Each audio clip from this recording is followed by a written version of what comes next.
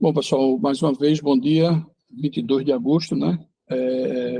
Hoje foi o capítulo 8 e 9, o professor Leonel Severo Rocha ficou com o capítulo 8, fiquei aqui com o capítulo 9, né? Que é personal. Eu procurei ver lá como seria melhor essa palavra para o português, né? E aí eu proponho a gente usar no português a palavra funcionários. Bom, eu sou Arthur Stanford da Silva, professor titular, tá? De Sociologia do Direito, aqui da Faculdade de Direito do Recife, pesquisador também pelo CNPq, doutor em Direito, tá? E tive a alegria de fazer um pós-doutorado com o professor Aldo Mascarenhas lá no Chile, a quem eu indico trabalhar com pesquisa.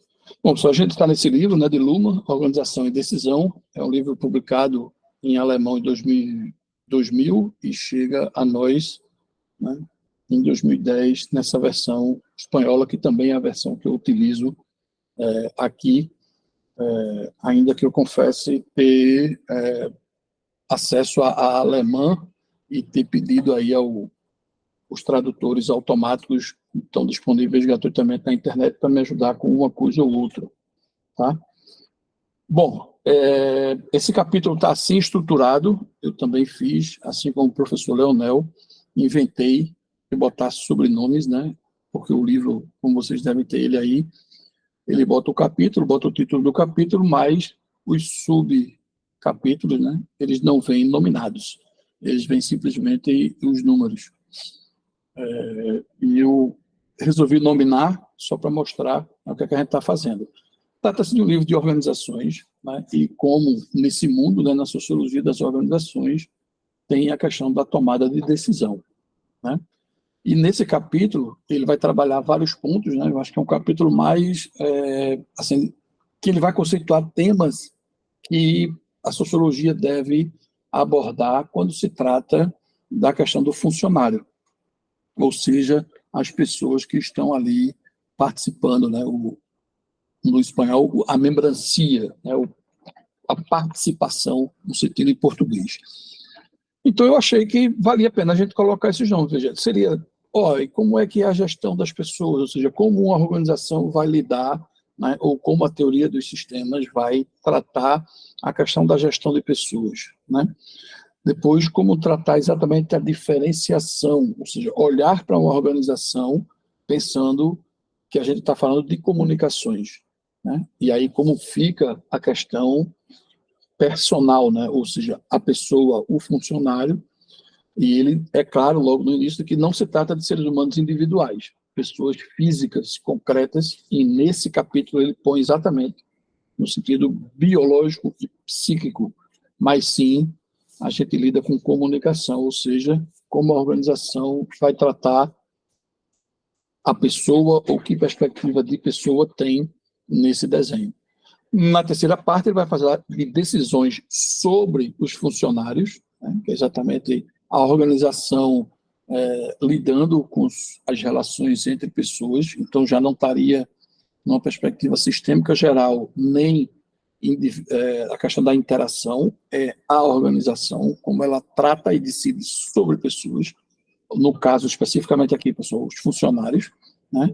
Aí vem a questão da nomeação dos cargos, ou seja, a ocupação dos postos, como você pensar, né, a estrutura mesmo organizacional de uma empresa e quem seriam esses postos e quem deveria estar ali, né? Ele alerta para essa questão. Por fim, ele fala dos programas de treinamento e segue com a ideia de redes de influências, né, e a questão das carreiras, tá?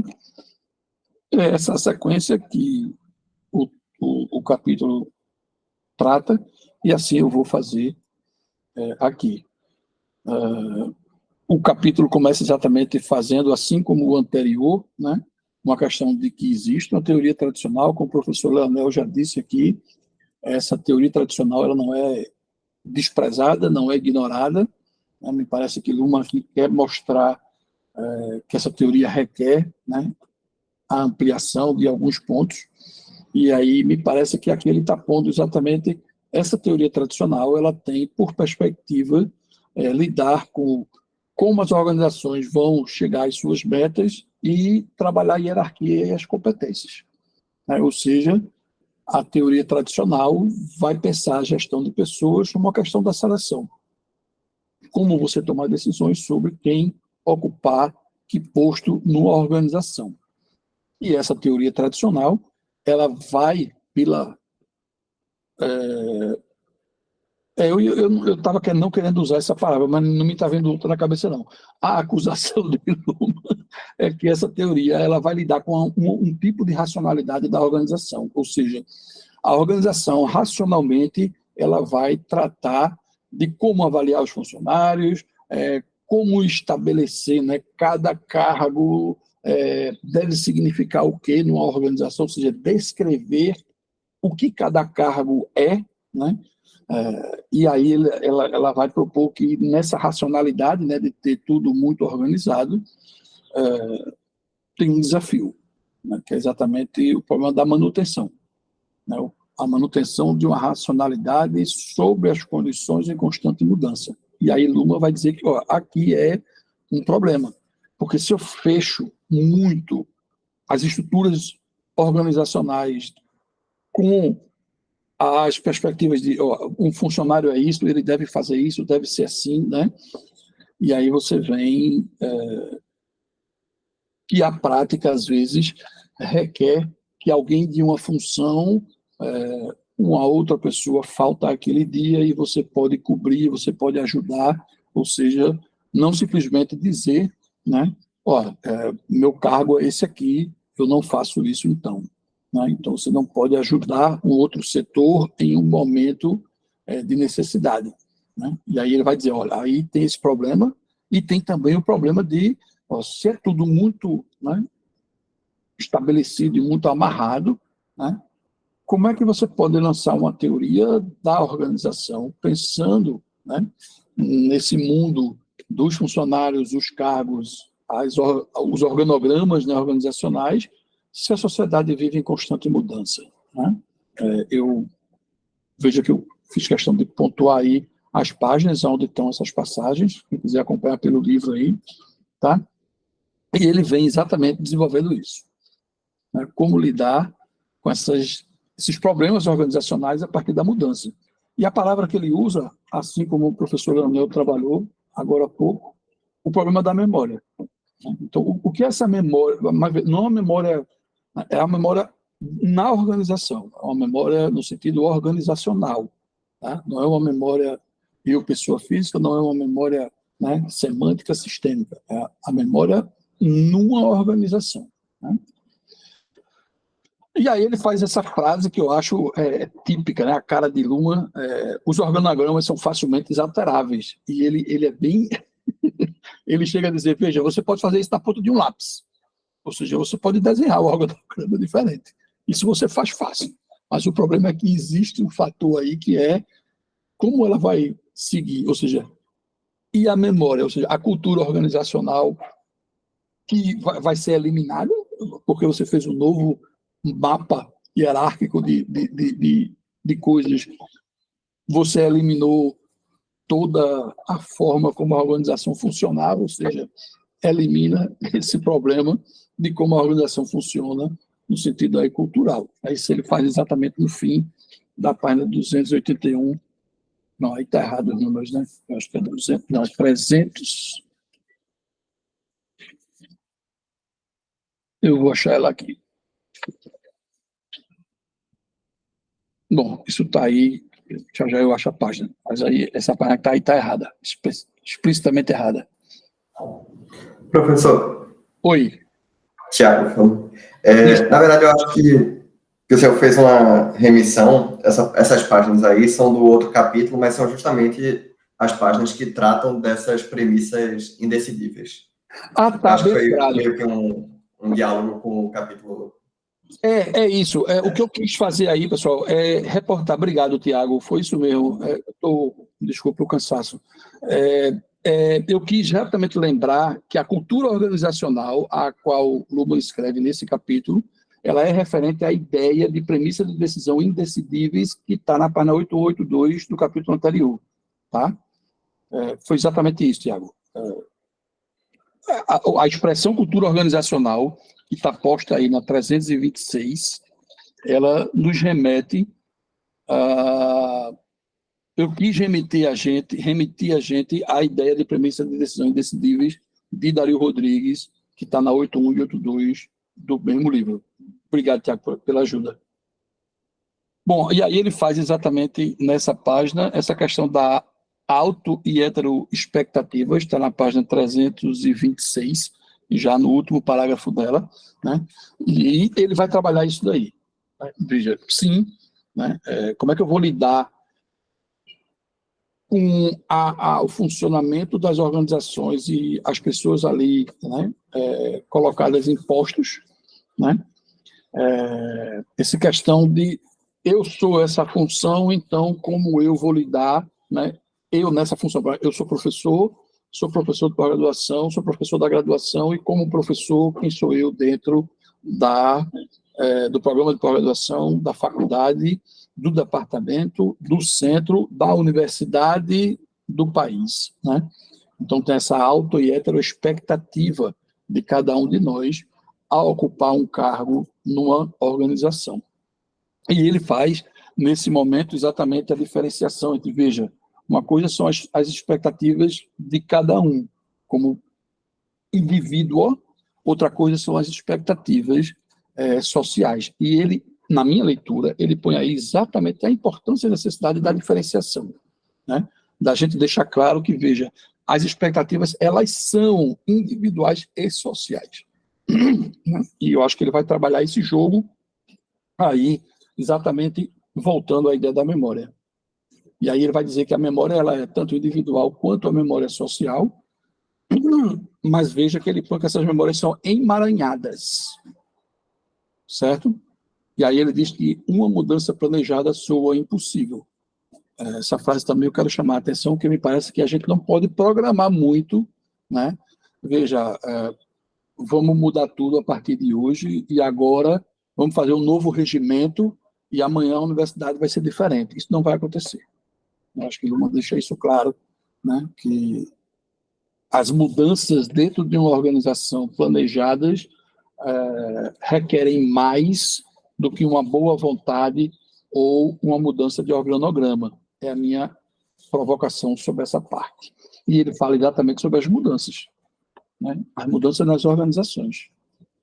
E aí ele acusa a teoria da organização tradicional de não ser capaz de lidar com toda a complexidade da sociedade, e é quando ele propõe, né, a ideia de uma teoria, que seria, no caso, uma teoria dos sistemas, capaz de trabalhar com novas expectativas, capaz de trabalhar com a ideia de autodisciplina, capaz de explorar e discutir os problemas de decisão crescentemente complexos, né?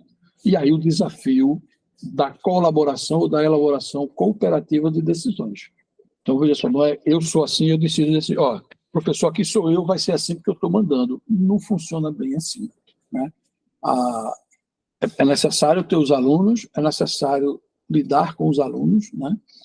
É necessário trabalhar vários pontos, ainda que o elemento eu sou o professor não se elimina, né? E aí ele diz que exatamente por conta dessa complexidade social, por conta desses problemas que aparecem com maior frequência na sociedade atual, ele escreve que então tem lugar um aumento à disposição de comunicações. E aí está o lugar que ele vai dar a uma perspectiva sistêmica de sistema como organizações, ou sistema como comunicações humanas, né, para lidar com a questão das organizações. E ele vem desenvolvendo a partir daí, página 328 e seguinte, exatamente isso, né? O desafio da elaboração cooperativa para a solução dos problemas, né? Não mais lidar com a questão hierárquica, né? Olha, quem manda aqui a gente vai ser assim, porque a gente está dizendo que eu acho que Luhmann, ele põe que nessa sociedade atual as coisas não vão mais funcionar com essa expectativa, com essa perspectiva muito, né, quem manda aqui sou eu, né? Parece que as coisas agora requerem mais outro tipo de perspectiva. E aí ele volta, né, a questão da absorção de incertezas requer comunicações abertas, isso é uma frase dele, né? Que é uma frase que eu chamo a atenção dela, está na página 329, né? Lembre, a absorção de incerteza, pessoal, é simplesmente comunicar. Você não é eliminação de incertezas, certo? Não é a garantia, como a gente acaba de conversar aqui, né? O professor Raul chamou a atenção para esse problema do futuro, o problema do tempo, né? O problema dos programas de fins, os programas bom, o outro lá, né? E como isso vai funcionar, né? Então, veja, as comunicações têm que estar mais expostas, mais abertas, mais explícitas, né? E isso gera um problema de autofixação mutável. Eu gosto dessa expressão, né? Veja o que está escrito, né? É uma palavra, é uma expressão bem paradoxica, né? Autofixação mutável, né? E aí está, para mim, um dos pontos mais interessantes, né? Como a gente lidar, né, com isso. Antes de iniciar hoje, a gente conversou sobre esses problemas, né? A questão dos preconceitos, as questões do como você lidar com problemas que acontecem, né? Da escravidão, o racismo, o machismo e tudo, né? Aí você acha que, né, vai dar um clique e amanhã todo mundo vai acordar não machista, não racista, não homofóbico, não vai ser assim que vai acontecer, né? E isso é todo um problema que precisa ser trabalhado em vários aspectos. Nesse momento, não vou avançar aqui nessa discussão, porque não é o caso, o fenômeno que aconteceu agora, né, e está aí nas televisões e nos debates, né, ao final de uma Copa do Mundo feminista, né, ou feminina, né, um beijo de boca sem consentimento, né, que é uma das questões mais colocadas, tá? Ainda que se trata, né, de um presidente da Confederação Espanhola e uma jogadora, né? E o fato da jogadora dizer uma coisa e pouco tempo depois já colocar uma publicação com outra perspectiva. Então, veja, tem sim, né, que a gente trabalhar esses pontos. O problema da responsabilização, a responsabilidade, que tipo de racionalidade é essa que vai ser posta, e eu enfatizaria mais uma vez, Luhmann volta ao tema da diferença pessoa versus indivíduo. Aqui a minha leitura, eu botei aí para a gente ler essa parte, mas a minha provocação aí é exatamente que, veja, o indivíduo ele não está eliminado, porque no fim, veja que a gente faz a referência. A jogadora, todo mundo sabe quem é. O presidente, todo mundo sabe quem é. Então, é uma referência. E ele escreve aqui que essa referência é exatamente uma referência que se coloca como uma forma de identificação de vários elementos, né? Mas não é a pessoa física em si, né? Veja, eu digo uma jogadora fulana de tal, né? Então, esse próprio nome já não é o nome pessoa física que está em debate, é ela jogadora. Então, veja como a organização está presente, né, para pensar sobre esse fenômeno. Eu não digo o fulano de tal, eu digo o presidente da... Então, veja que a referência ao indivíduo não é uma referência como pessoa física, ela é uma referência como organização. Tá? Isso, para mim, é central na teoria, né? Principalmente aqui no Brasil, que muitas vezes se diz, mas Gilmar Ferreira Mendes, mais Alexandre de Moraes, e como se fossem entidades físicas individuadas que estão fazendo movimentos, ou que fizeram, né, movimentos sobre debates e situações jurídicas e políticas, vejam, aqui no Brasil, né? Mas veja que a gente não pode perder, aí eu acho que Luhmann é central, que isso é uma referência não é a entidade, pessoa física, indivíduo, mas é o referencial. E a palavra que Luhmann usa é participação, né? E ele usa aí, na 331, a expressão é análises da autopoiesis do decidir. Tá? Eu acho também importante esse ponto aí, quando ele fala, né, nessa perspectiva.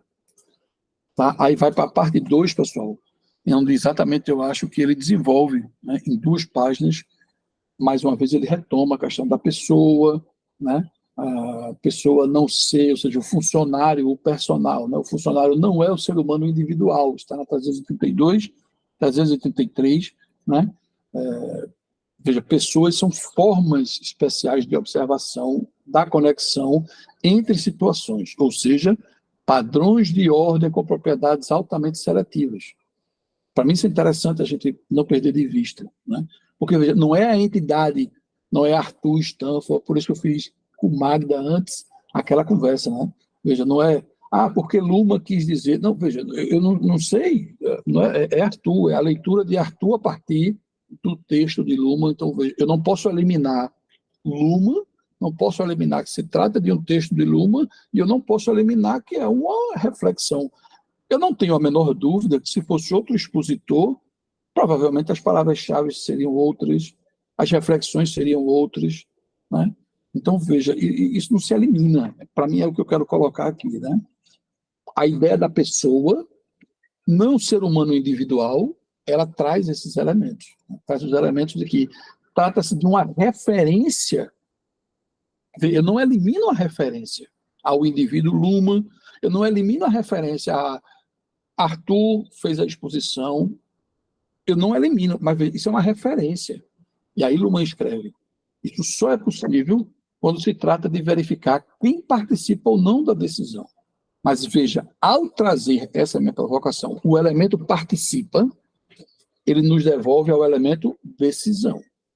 E aí, ao participar de decisão, é organização, não é pessoa física, né?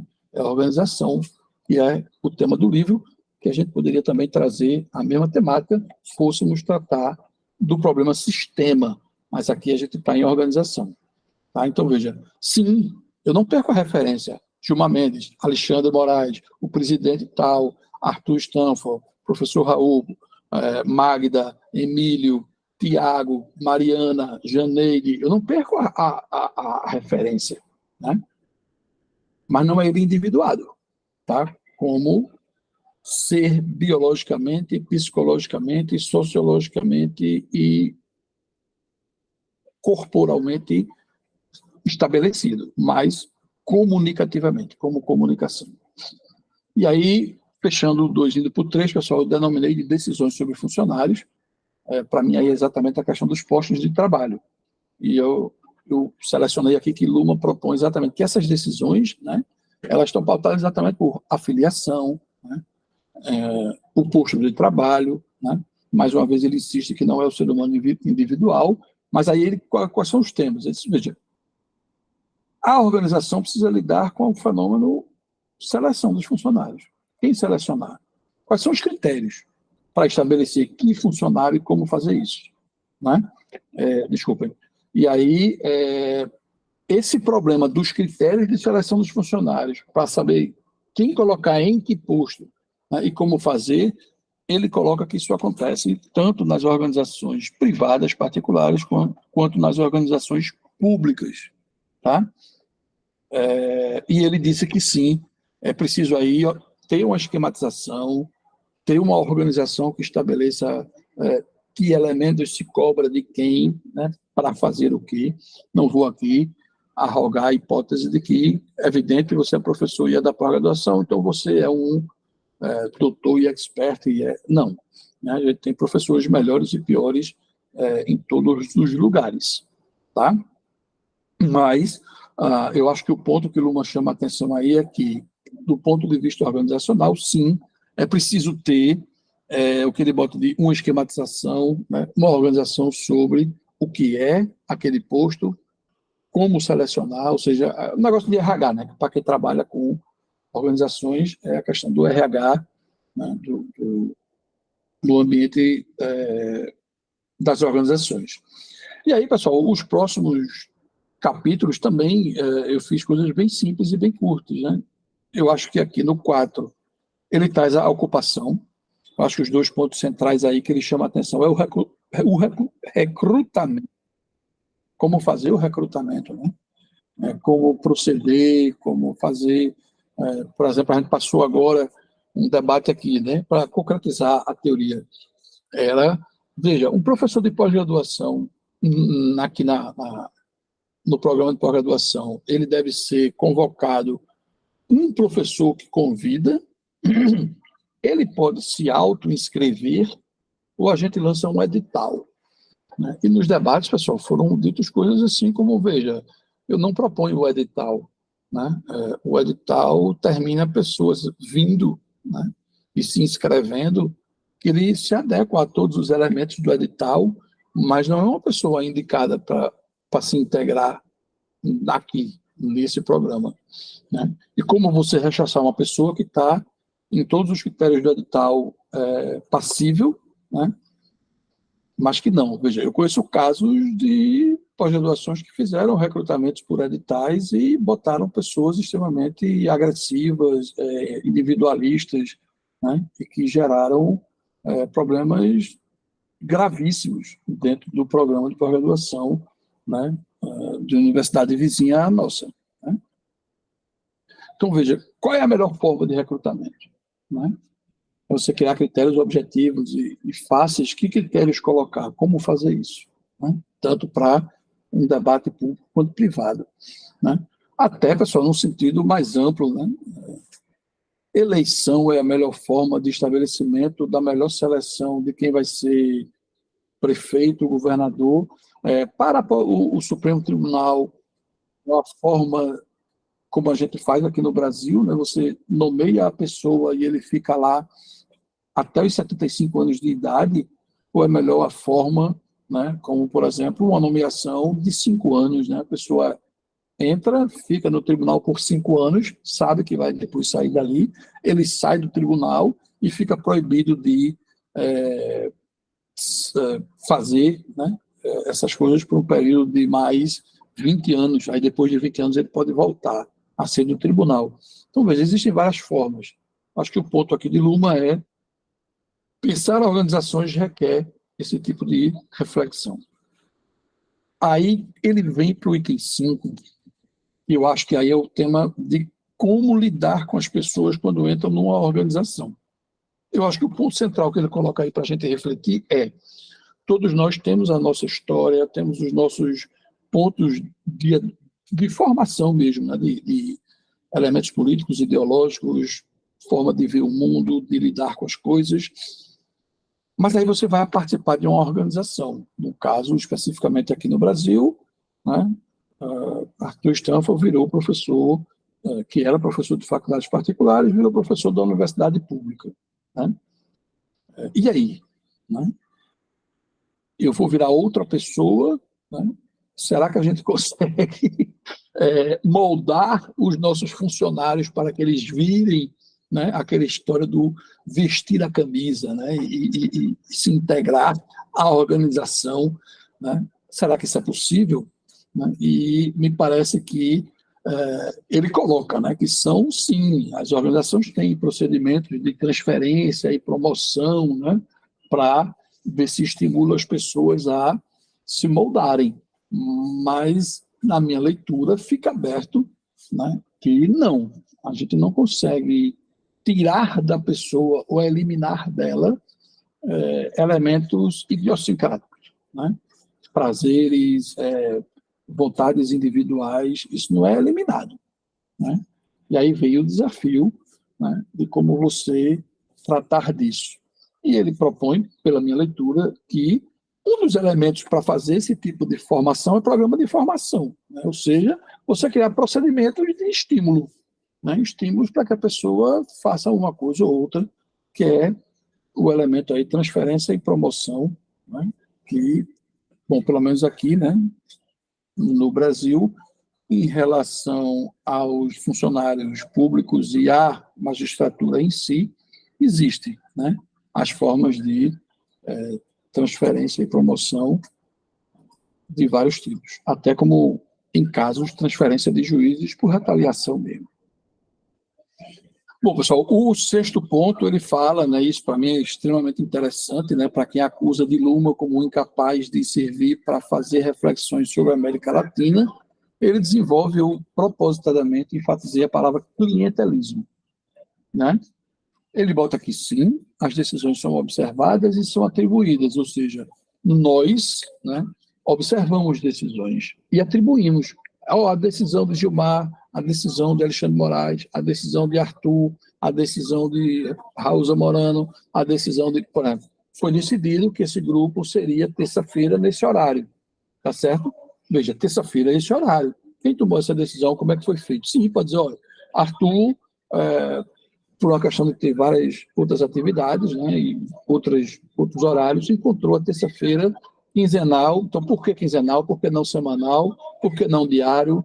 Por que esse dia? Por que esse horário? Né? Alguém fez isso. Né? Mas e quem?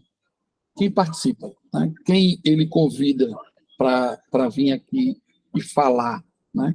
Aí vem exatamente a Luma pontua os elementos clientelismo e nepotismo. Clientelismo, ele usa a palavra especificamente na página 342, né?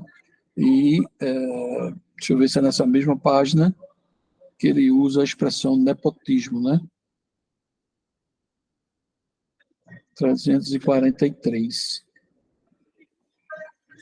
Né? Onde ele coloca exatamente que o sistema funciona como forma altruísta e, nessa medida, também sem objeções morais, na qual, por certo, se tem que tomar como base uma moral particularista, porém que é igualmente usual na sociedade. Né? Então, essa relação aí dos apadrinhamentos, né, como ele usa aí,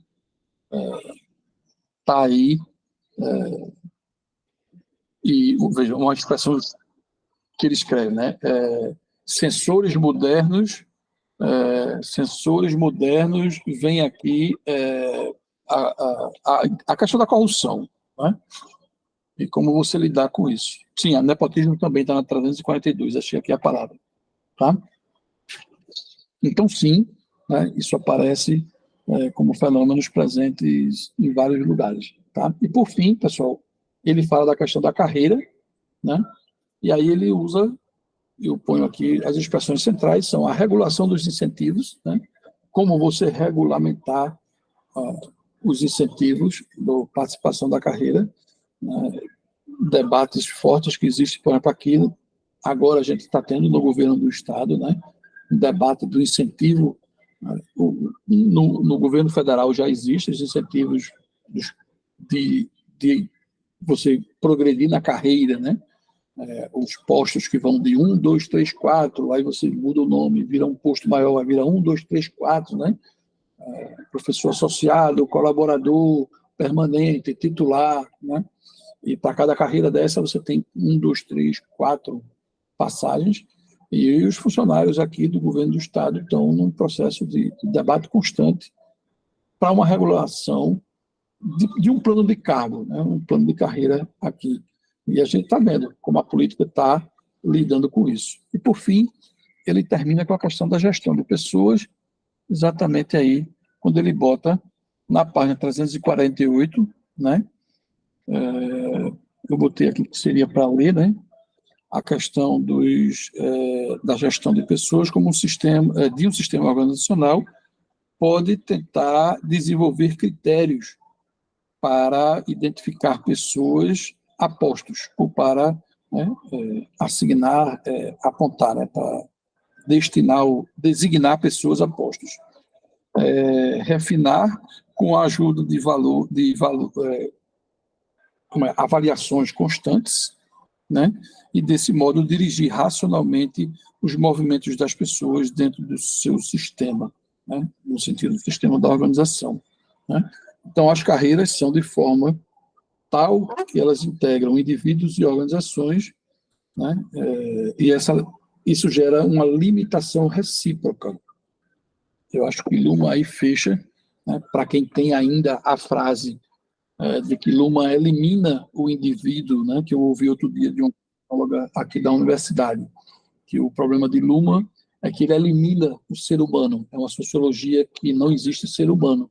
Aí eu tentei explicar ela, não consegui explicar ela, porque também, como ela já estava fechada nessa frase, né, eu acho bastante interessante a gente lembrar mais uma vez que a escrita de Luma, que veja, o indivíduo e as organizações eles se limitam reciprocamente. Não adianta, então, eu imaginar, né? Eu me lembro que eu fui uma vez convidado para propor a criação de uma faculdade de Direito em Recife. Aí eu perguntei, quem são os professores? Eu disse, não, não, não, não. Você idealiza e depois a gente vê isso. Eu disse, não, não, não, não. A gente primeiro vê as pessoas, depois vê que curso a gente vai conseguir viabilizar. Eu não tenho como pensar o mundo ideal para depois procurar as pessoas. Eu preciso saber quem é que vai estar aqui, né, quem a gente pode contar, para daí a gente propor que tipo de faculdade de direito pode ser criada, como ela vai funcionar, qual é a identidade que ela vai ter, né? E não criar um mundo ideal para depois pensar nas pessoas. Eu acho que essa é a frase que Luma conclui esse capítulo, exatamente dizendo que a relação organização e indivíduos, elas são limitações recíprocas. Não tem hierarquia e superioridade entre um e outro. Pronto, pessoal, eu acho que aí eu voltaria aqui, isso aqui foi um erro. Eu acho que a minha apresentação é essa, em relação a esse capítulo. Eu deixo a vocês aí, né, reflexões, seguir na conversa. Por aqui, aí a palavra aos presentes e às presentes.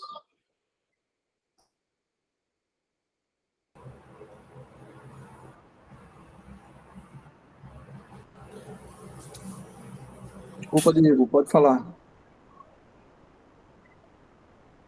Olá, bom dia. Professor, parabéns pela exposição, novamente. Eu tenho uma dificuldade em relação à questão de hierarquia, tá? Nós temos a ideia de hierarquia, geralmente a gente pensa um plano cartesiano seria um eixo vertical, superior e inferior. Tem a questão da centralidade, que me parece também é a mesma ideia, só que num plano horizontal. Centralidade, uma exterioridade, alguém que está na periferia e alguém que está no centro. Lendo das minhas leituras de Luhmann, me parece que ele trabalha muito mais próximo à ideia de Luhmann, seria a questão da especialidade, uma especialização e uma reespecialização. Tendo essa leitura da questão das organizações, me parece que, por exemplo, a questão da carreira, né? Você segue uma carreira, você tem, vamos lá, o A1, que seria o final de carreira, e o E6, seria o início de carreira. Você não tem necessariamente uma questão hierárquica ou uma questão de centralidade a ser trabalhada aí. Eu posso ter diferentes cargos ocupados por diferentes pessoas que ocupam posições diferentes na organização. Um exemplo mais concreto.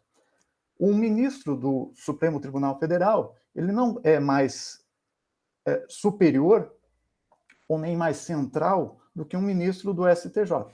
Ele possui funções específicas, especiais, ele tem uma especialização. A posição dele poderia ser considerada em razão de instância revisora da decisão do ministro do STJ. Porém, o STF é questão constitucional. O STJ, nós temos questões de legislação infraconstitucional. Somente quando o ministro do STF é colocado como instância revisora da decisão do ministro do STJ, que poderia pensar em algum termo de relação direta, que não especialidade. Mas, mesmo assim, eu posso imaginar ainda, voltando, o ocupante de cargo E6. Ele não tem uma hierarquia, uma posição inferior do que o ocupante do A1. Aliás, o E6 poderia ocupar uma posição de instância revisora das decisões do ocupante do cargo A1.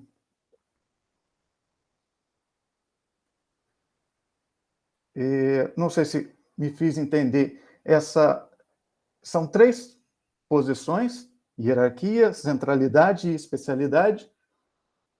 E acredito que minha leitura de Luhmann se coloca na questão da especialidade e em relação a uma relação direta, por exemplo, instância revisora. E mesmo assim é uma questão de especialidade, não necessariamente de hierarquia, mesmo quando se considera a posição dos cargos ocupados. Seria essa a minha provocação. Obrigado. Raul?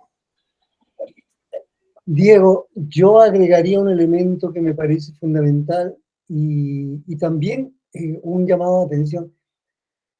Hay que ir, es lo que ha hecho Arthur y también lo que hizo Leonel, ir intentando vincular, digamos, la propuesta integral de este libro y de la propuesta de Luhmann, en general, no en términos particulares, porque una cuestión importante, Diego, para Luhmann es la diferencia, y claro, sí, la especialización en este caso, pero la función, ¿dónde queda la función?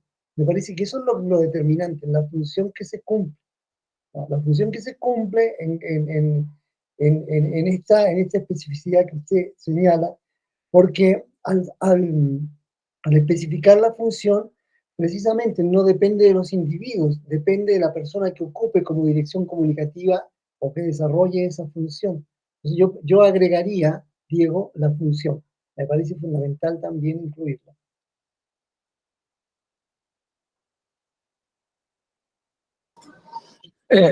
Realmente tem isso, né? A questão da diferença entre cargo e função. Quem trabalha com teoria das organizações, uma coisa é o cargo, né? Outra coisa é a função, né, do cargo. Diego, eu vou propor a seguinte reflexão. Também, como o Leonel já disse aqui, eu acho que todo mundo aqui está para aprender, né? Eu acho que a gente aqui aprende coletivamente, né? Nesse aspecto. Eu vou propor a gente pensar no seguinte: uma coisa é você observa o que ele propõe como observação, ou seja, a gente observador, como pesquisador, fazendo a nossa pesquisa, né? E aí você ter o cuidado de que as coisas não aparecem como postas e impostas. E aí vem a ideia que eu estou propondo da hierarquia como algo que se está posto e indiscutível, né? E aí a palavra que se propõe em substituição é heterarquia, né? Veja, eu como observador não tenho hierarquia sobre ninguém, eu estou propondo uma reflexão, né? E aí essa reflexão ela entra heterárquica, mas é claro, como você vai falar da relação orientando o orientador, né? O que é que eu quero dizer? Eu acho que se a gente põe, né, do que é que a gente está falando, veja, uma reflexão sobre a relação de STJ e STF, né, uma instância revisora, né? Veja, na minha última pesquisa, Diego, eu identifiquei que sim, a gente pode manter a dogmática jurídica das instâncias revisoras, mas que as decisões que mais influenciam os tribunais estaduais são as decisões de São Paulo, Minas Gerais e Santa Catarina. Os tribunais estaduais brasileiros, eles citam mais o Tribunal de São Paulo, Santa Catarina e Minas Gerais do que as decisões do Supremo. Acredite se quiser. Claro que é preciso fazer, quem quiser fazer outras pesquisas, fazer também. Ou seja, eu acho que Luhmann me permite olhar isso assim, entendeu? Sem caixinhas. É isso que eu fico enfatizando do que eu acho que é a liberdade que essa teoria permite a gente. Agora, veja, se você quer dentro de uma organização em que você vai fazer como a organização vai lidar com o elemento hierarquia, centralidade, especialidade, função, cargo, né? Que aí eu vou acrescentar a ideia de Raul, a ideia de função e a ideia de cargo, a diferença entre cargo e função. Sim, aí você vai dizer, o coordenador da pós-graduação de Direito é o que sobre mim? Né? Não é nada. Ele não tem hierarquia no sentido... veja, ele é um referencial, porque se a reitoria quer fazer uma reunião, ela não vai chamar todos os professores, os, sei lá, 5.000 professores, ela vai chamar os coordenadores dos seus 28 programas, ela vai trabalhar com 28 pessoas. Se eu chego numa sala de aula e digo, olha, me deem aí um representante de turma, porque se eu quiser comunicar alguma coisa, tipo, ó, estou doente, não vou poder ir, veja, teve um fenômeno aqui em Recife, uma chuva extremamente forte que os tribunais cancelaram as funções, o governo do estado fez um estado de alerta de chuva e as universidades não permitiram ter aula. Bom, mas o professor sou eu. Eu moro a 5 minutos da faculdade e aqui a chuva não afetou em nada. Eu chego lá. Sim, mas veja. Aí, que é isso? E teus alunos que pegam 3 ônibus e moram tem aluno que diz que passa 3 horas para chegar na faculdade. Eu vou ignorar diante de todo um alerta que aconteceu? Não, então está tudo bem, não vai ter aula, tá certo. Então pronto, a aula vai ser próximo sábado. Como assim? Quer dizer, eu, Arthur, vou dizer, a aula vai ser próximo sábado, eu vou fazer chamada, quem não for vai perder um ponto. Eu posso fazer isso? Né? Quer dizer, veja, poder pode no sentido, né, sei lá, ditatorial eu poderia, no sentido de hierarquia podia, mas faz sentido isso? Os alunos não vão recorrer ao coordenador para dizer, o professor Arthur está fazendo isso e ele não conversou com a gente, não dialogou com a gente. Né? Eu acho que isso é possível vir a acontecer. Sim, a gente tem pessoas que ocupam postos e ocupam cargos e funções com o viés ditatorial, de que ele, por ser ali o ocupante do cargo, ele é o dono daquilo e faz como ele quiser, né? Mas eu acho que a teoria de Luhmann nos permite ver que tem outros olhares para esse tipo de debate, sabe?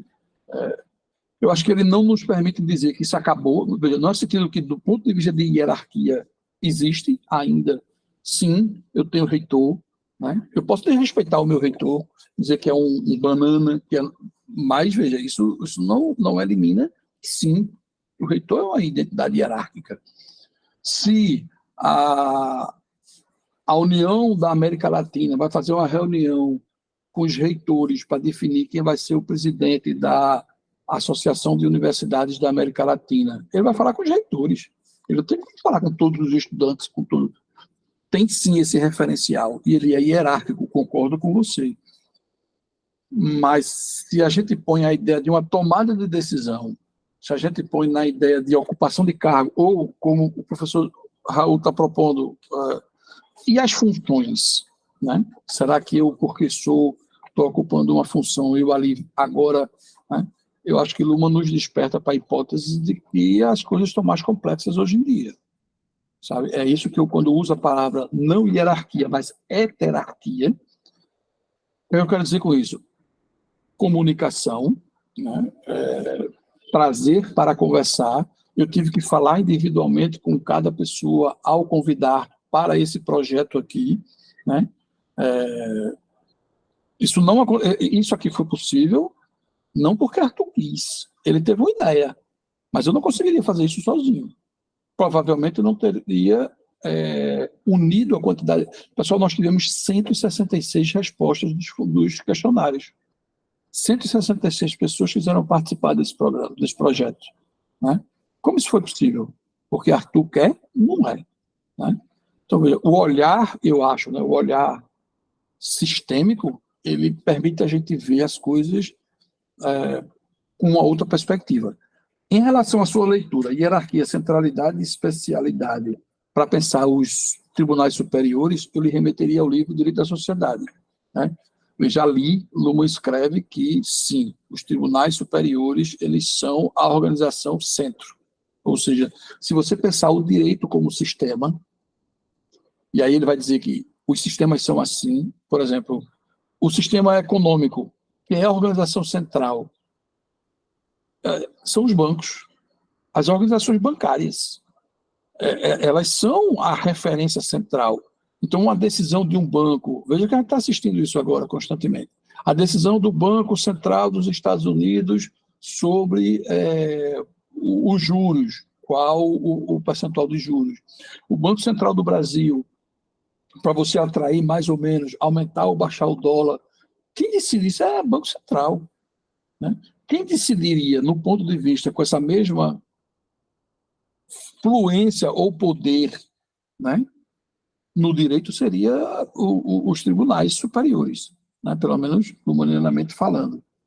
Isso elimina que tribunais inferiores estão ali presentes emitindo comunicações? Não. Isso elimina que existem decisões jurídicas, por exemplo, a gente aqui, né, como voltando para a minha aula, eu tive que ir para a sala de aula, olha, pessoal, a gente precisa recuperar essa aula, a carga horária não pode ser perdida, o semestre tem um período de realização, eu não posso cumprir e fazer aula depois do período que a universidade determina. Então eu botei toda a dificuldade para dizer, veja, eu posso vir um dia à tarde e posso vir um sábado, o que é que vocês preferem? Aí a gente construiu a hipótese de um sábado. E que sábado vai ser esse? Qual é o sábado que eu posso e vocês podem? Isso foi construído ali, né? Heterarquicamente. Isso eliminou de que eu era o professor e que eu tinha a hierarquia de professor ali dentro? Não, não elimina, entendeu? Isso elimina que existe a centralidade de decisão, ou seja, eu não poderia ter feito a aula no dia estabelecido, porque a própria universidade lançou uma nota de cancelamento e suspensão das aulas. Aí eu vou dizer, o reitor que se dane, eu vou dar aula de todo jeito. Como assim? Né? E o pior, tinham 3 alunos de sala, porque eles viram a notícia já depois. Né? Sai, não, então se 3 foram, eu vou. Tudo bem, aí tu vai fazer o quê? Né? Em que está ali, né? Você presente, mais 3 alunos, assim, então eu vou fazer uma prova. Não é assim que funciona. Né? A coisa é mais complexa. É isso que eu quero dizer quando eu acho que na sociedade atual a heterarquia está mais presente na gente, sabe? Ou pelo menos nas comunicações, do que a hierarquia. Não é que elimina a hierarquia, a centralidade, a especialidade. Em relação o cargo E6, ele pode ser convocado, ele pode ser convidado para ser um braço direito do reitor. Pode, né? Mas veja, por que, pelo menos aqui na Federal, existe um processo administrativo para definir essas hierarquias. Você sai do E1 para o E6, para o E5, para o E4, para o E3, para o E1. Aí do E para o D, D1, D2, até chegar o A1. É um processo administrativo. Por que só pode participar do processo administrativo A1 quem é A1? Por que o E6 não pode ser da banca de avaliação dos professores? Ou seja, só professor titular pode julgar um novo professor titular. Por que você não chama o E6 para tomar uma decisão sobre quem é o novo professor titular? Veja, eu para ser professor titular, por exemplo, eu precisei de professores titulares. Eu convidei um colega da Itália, o Carlos Corsi, Giancarlo Corsi, e ele disse, Arthur, eu não posso, eu não estou dentro da sua norma, a sua universidade não permite. Veja, quem vai discutir aqui a competência, a inteligência, a capacidade e todo o conhecimento de Giancarlo Corsi? Para mim é um dos maiores conhecedores, né? O prazer de eu tê-lo em minha banca seria incontestável, que ele tem competência, é incontestável, mas a minha universidade não deixou ele ser, por uma questão de decidir na norma dela que só pode quem é professor titular, só pode criar, ou só pode participar da banca que vai avaliar um professor titular quem é titular. Infelizmente, Corsi teve lá as suas histórias e ele não tem esse cargo. Eu, pelo menos não tem o título, né? Ele tem o conhecimento, mas não tem o título. E como é que eu vou explicar isso? Dentro de uma teoria das organizações de olhar lumaniano. É hierarquia. É uma norma que estabeleceu e que você não elimina ela porque você sozinho quer. Né? Então, veja, quando eu falo heterarquia, é mais do ponto de vista do olhar do observador, não ficar de que tudo são caixinhas prontas e acabadas, a gente ampliar esse olhar, tá? E isso não significa que elimina. Não, eu acho que sim, o Supremo Tribunal Federal tem um elemento hierárquico, né? Mas se a gente quiser fazer até, se a gente quiser fazer uma coisa que eu estou fazendo atualmente, que é isso. Será que a semântica jurídica é a do STJ e do STF? Esses enunciados, eles estão sendo usados em quê? Você já viu uma petição inicial com enunciados? Eu nunca vi. Eu já perguntei a vários advogados. Vocês citam os enunciados do Supremo e do STJ nas petições, não vê. Aí você pega as decisões do STJ e do STF, eles não citam os enunciados. Então, por que eu vou dizer que o enunciado tem uma hierarquia de decisão nas estruturas? Se ela ainda... Aí vem minha brincadeira com o Luhmann. Culturalmente ainda não afeta. Eu acho que culturalmente a ideia desses enunciados que estão aí dando tanto valor, eu acho que culturalmente a gente ainda não está. Eu acho que as premissas de decisões indecidíveis ainda estão presentes aí e não estão deixando a coisa ter maior centralidade de STJ e de STF. Aí eu concordo, né? Mas eu acho que existe, do ponto de vista organizacional, uma hierarquia. Se do ponto de vista cultural não há, eu acho que sim, a gente pode discutir se semanticamente essa hierarquia está influenciando o brasileiro ou a própria o cotidiano jurídico, né? É jargão, não sei, no México, né? Em outros países, mas aqui no Brasil a gente diz, veja, isso está pacificado pelo Supremo Tribunal Federal. O que é isso? Pacificado pelo Supremo Tribunal Federal. Né? Se a gente der, inclusive, um olhar lumaniano, né? Ele está dizendo, eu não quero mais conversar com você sobre isso. É só o que ele está dizendo. Porque qualquer pessoa sabe que nada está pacificado. Não existe a última palavra. Todo mundo sabe disso. E aí eu acho que a teoria de Luhmann, ela ajuda a gente a saber disso. Né? Não tem, a última palavra não existe. Né? Você pode voltar e rediscutir. Né? E é esse o olhar que eu faço as pesquisas com decisão. Né? Não sei se eu lhe ajudei ou se eu piorei, Diego, mas eu gostei de agradecer essa coisa, né, de você, como lidar com hierarquia, centralidade, especificidade, especialidade, ou especialidade, função e cargo. Minha sugestão é, veja, bota isso aí, né, de como você vai pensar, no meu caso, seriam as decisões, as influências de uma da outra. Veja, falar em heterarquia não é eliminar a hierarquia, é dizer, a hierarquia não existe. Veja, não é que não existe, né? Mas ela não é mais determinística, humanianamente falando, como antes. Quem manda aqui sou eu. Né? Se eu saísse na sala dela, eu já estou vendo os alunos rindo, né? Esse cara é doido. Esse cara está onde, né?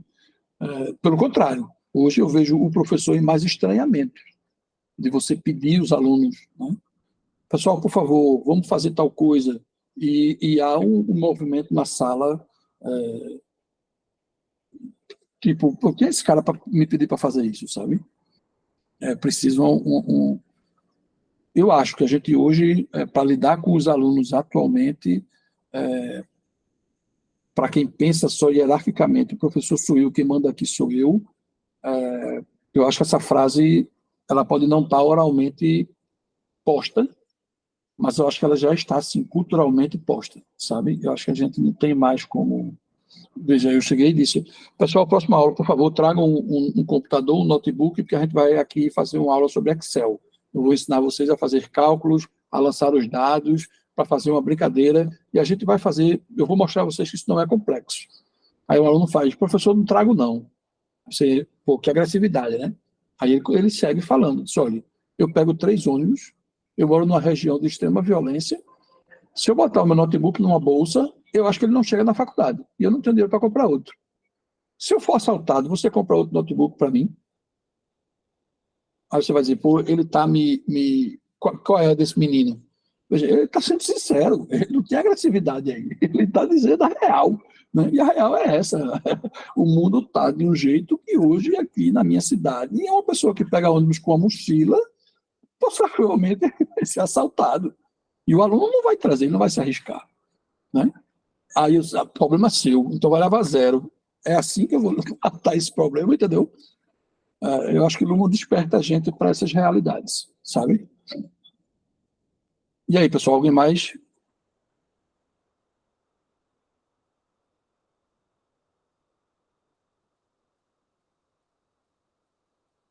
Bom, então eu quero agradecer, né? Agradecer aí as provocações, espero ter ajudado mais do que atrapalhado. Obrigado às presentes, aos presentes, tá? E até na próxima quinzena com o capítulo, esse que eu fiz foi o 9, né? Com o capítulo 10, certo? A organização da organização. Bom, pessoal, bom dia. Tchau, tchau. Bom dia. Tchau, tchau, pessoal.